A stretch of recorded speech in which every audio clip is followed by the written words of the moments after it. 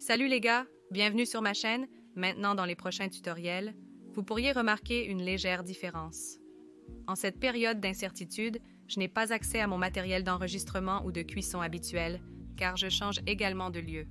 Mais ne vous inquiétez pas, j'ai trouvé quelques recettes de base qui n'impliquent aucun équipement ou ingrédients sophistiqués. J'espère donc que vous apprécierez ces recettes. J'espère que vous les essayerez et surtout restez en sécurité à cause de la situation actuelle. Beaucoup de mariages et événements sont annulés ou reportés, mais certains organisent toujours leur mariage et font même leur gâteau. J'ai décidé de faire un tutoriel pour réaliser votre propre gâteau de mariage à la maison, où vous pouvez utiliser n'importe quel gâteau ou garniture. Je vais faire un gâteau au citron, une saveur traditionnelle pour les mariages. J'ai précuit une éponge au citron, j'ai aussi de la crème au beurre à la meringue suisse, aromatisée à la vanille, et de la confiture de citron maison. Un sirop de sucre au citron sera utilisé pour imbiber les gâteaux. J'ai un moule à charnière, c'est le même moule que j'ai utilisé pour faire les gâteaux. Pour commencer, je vais tailler mes gâteaux, en commençant par couper le dôme du dessus. Vous pouvez utiliser un fil à gâteau ou essayer à main levée. N'en jetez pas l'excédent. Je vais utiliser cette moitié du gâteau pour marquer l'autre moitié. Ensuite, je vais couper chacun de ces gâteaux en deux, donc j'ai 4 couches.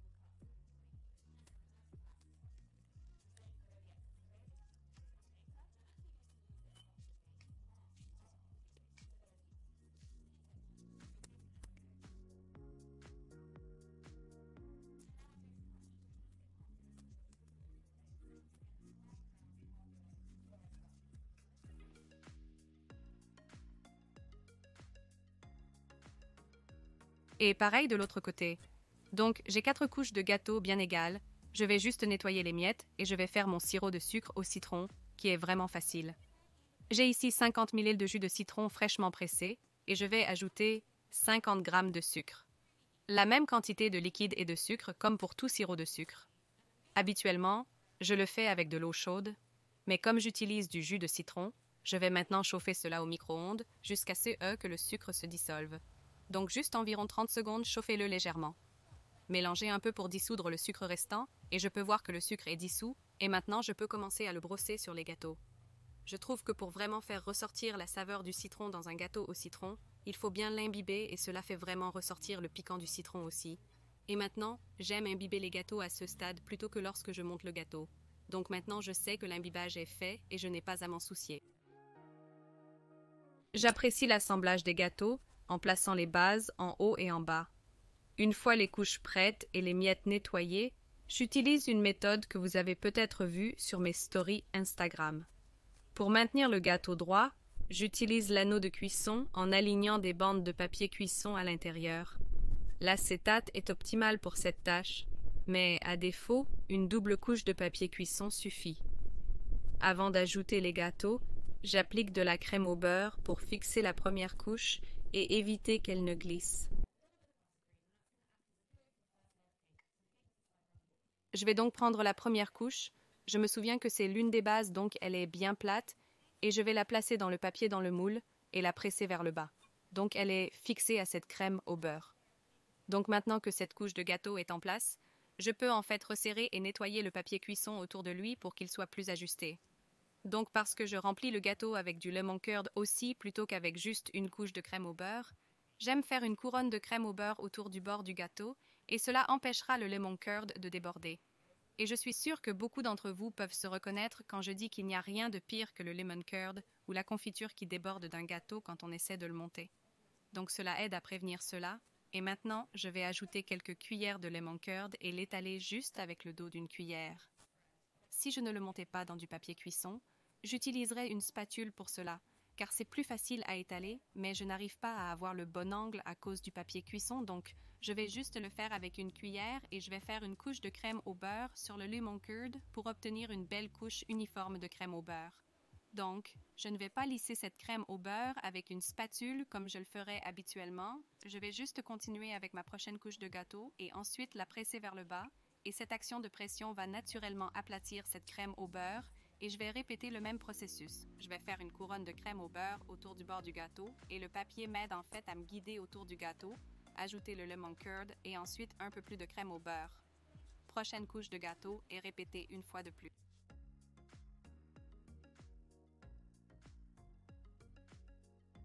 Je vais inverser la dernière couche de gâteau pour obtenir une surface plane. C'était une base que j'avais réservée. Une fois posée, la crème au beurre atteint les côtés du papier, garantissant une bonne répartition. Je vais donc congeler pendant 15 à 20 minutes pour durcir la crème. Si le congélateur est plein, laissez plus longtemps au réfrigérateur jusqu'à ce que la crème soit ferme. Après environ 20 minutes au congélateur, la crème au beurre est bien durcie. Je vais maintenant utiliser mon tourne-disque improvisé, qui est une boule à l'envers avec une serviette humide dessus pour qu'elle ne glisse pas, et maintenant je vais soigneusement libérer le moule. Maintenant, c'est un moule à charnière, donc il est en fait assez facile à ouvrir et à soulever et à enlever le papier, et vous pouvez voir que parce que la crème au beurre a durci, elle ne colle même plus au papier. Si elle n'est pas assez durcie, elle partira avec le papier ou l'acétate. Vous voulez qu'elle soit aussi ferme que possible et vous pouvez voir à quel point les côtés sont également parfaitement droits. C'est donc une très bonne astuce pour obtenir un gâteau à bord droit. Donc, si vous vouliez opter pour le look complètement nu, vous pouvez vous arrêter là et commencer à décorer. Je préfère personnellement le look semi-nu qui est essentiellement un gâteau recouvert de miettes. Donc, j'ai un peu plus de crème au beurre ici et je vais passer une fine couche tout autour du gâteau. Donc, j'utilise ma spatule à étapes et je l'étale sur les côtés, remplissant les trous et la rendant aussi uniforme que possible. Et ensuite sur le dessus aussi. C'est aussi beaucoup plus facile quand vous avez un vrai tourne-disque, mais celui-ci fonctionne très bien. Donc je vais égaliser le dessus en poussant presque la crème au beurre sur le bord des coins, car nous voulons remplir ces coins et je vais juste utiliser la raclette pour rendre cette couche supérieure vraiment fine. Et maintenant, je vais gratter l'excès de crème au beurre autour des côtés du gâteau en tournant le gâteau à chaque fois. Donc cela ne gratte pas seulement l'excès de crème au beurre, mais cela déplace aussi la crème au beurre autour du gâteau. Donc en remplissant tous les trous et en soignant les coins du bas aussi. Donc je peux voir que de la crème au beurre doit être remplie ici, donc je vais juste repasser avec ma spatule et ensuite gratter dessus. Habituellement, je ne me soucie pas tant d'un enrobage de miettes parce que je passe une deuxième couche de crème au beurre. Mais comme ce gâteau va être un gâteau nu, je veux que l'enrobage de miettes soit aussi uniforme, lisse et soigné que possible. Donc je suis contente des côtés. Donc maintenant je vais nettoyer les coins supérieurs d'un coup de spatule de l'extérieur vers l'intérieur en grattant à chaque fois. Donc je suis contente de ça. Je vais maintenant remettre ça au frigo pendant environ 20 minutes à une demi-heure pour qu'il durcisse complètement avant de continuer avec mes décorations. Donc j'ai pensé à faire des tranches de citron séché parce que le gâteau est au citron et qu'elles sont vraiment faciles à faire aussi. Tout ce que je vais faire, c'est couper de fines tranches de citron. Donc je n'utilise pas de mandoline ici parce que je trouve que si les tranches sont trop fines, elles vont effectivement brûler, donc je les coupe à environ 1/2 centimètre d'épaisseur et je laisse les peaux et tout ce que je vais faire, c'est les placer sur une grille et le four est à 100 degrés Celsius, donc vraiment bas. Et je vais essentiellement les laisser là pendant environ 1 heure à 1 heure et demie pour qu'elles sèchent et c'est vraiment aussi simple que ça. Ne vous inquiétez pas s'il y a des pépins dedans parce qu'une fois qu'ils sont secs, ils vont soit sécher dans les tranches, soit simplement tomber. Donc une fois qu'ils sont complètement secs, ils ressemblent quelque chose comme ça maintenant. Certains d'entre eux ont pris un peu de couleur. J'aime personnellement quand cela arrive tant que ce n'est pas trop foncé, et ce sont vraiment les décorations les plus simples mais efficaces pour un gâteau, donc 99% du temps, les gâteaux de mariage ont des fleurs fraîches dessus. Et on me demande toujours comment utiliser des fleurs fraîches sur un gâteau. Vous pouvez obtenir des fleurs comestibles, qui sont évidemment plus sûres à utiliser pour les gâteaux, parce qu'elles ne vont évidemment pas vous empoisonner. Mais vous pouvez utiliser des non comestibles. Vous avez juste besoin de savoir comment les préparer correctement comme celle-ci juste ici. Vous pouvez voir qu'elle est totalement scellée et qu'elle rentre dans une paille, et donc aucune partie de la fleur ne touche réellement le gâteau. Donc ce que j'ai ici, c'est des pivoines fraîches, qui sont mes fleurs préférées, et définitivement de type mariage. J'ai aussi des branches d'eucalyptus, et je veux essentiellement que la moitié de la tige du bas soit complètement dégagée des feuilles. Donc j'ai fait ça avec les pivoines, et je vais juste arracher les feuilles de l'eucalyptus pour les préparer à être attachées ensemble. Je vais commencer par les fleurs. Je veux couper les tiges à pas plus de 10 cm parce que vous ne voulez évidemment pas une tige vraiment longue au centre d'un gâteau, mais vous ne voulez pas non plus qu'elle soit trop courte. Je vais maintenant utiliser du ruban adhésif pour fleurs et l'enrouler tout autour de la tige, y compris le tout bas. Je vais ensuite prendre une paille et la mesurer à environ 1 cm en dessous de l'endroit où la tige s'arrête et ensuite simplement insérer la tige de la fleur dans la paille et c'est la fleur terminée. Et je vais répéter cela pour chaque fleur que je veux mettre sur le gâteau. Enroulez la tige, coupez la paille et insérez-la. J'apprécie la diversité des pivoines ouvertes, à moitié ouvertes et des bourgeons. Je pense que ce sera joli sur le gâteau. Les pivoines sont comestibles si elles sont bio. Les feuilles d'eucalyptus ne le sont pas, donc je vais être prudente. J'ai des petites pailles, donc je ne peux faire qu'une fleur à la fois. Si vous avez des grosses pailles, vous pouvez mettre 2 fleurs ou une fleur avec des feuilles d'eucalyptus si elles sont collées. Je vais faire les fleurs séparément et associer les branches d'eucalyptus. Je vais en prendre 2 et coller les branches. C'est plus facile sans les feuilles sur les tiges, donc je les ai enlevées.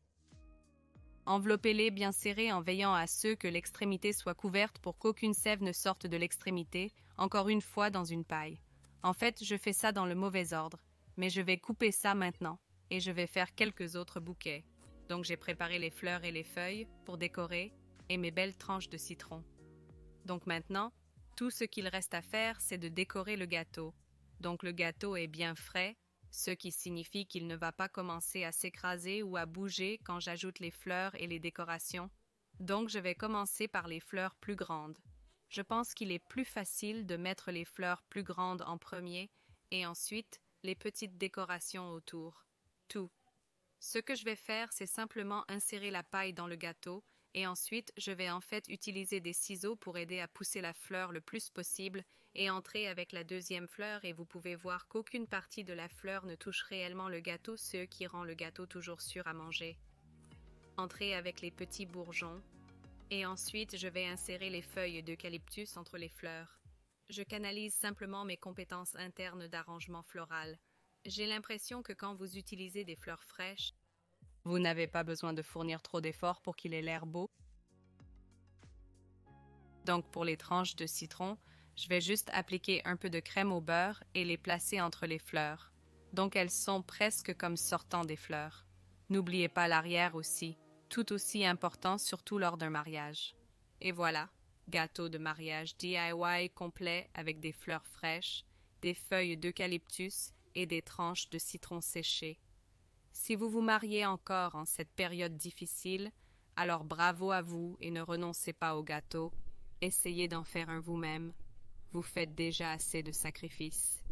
En espérant que vous avez aimé, à la prochaine.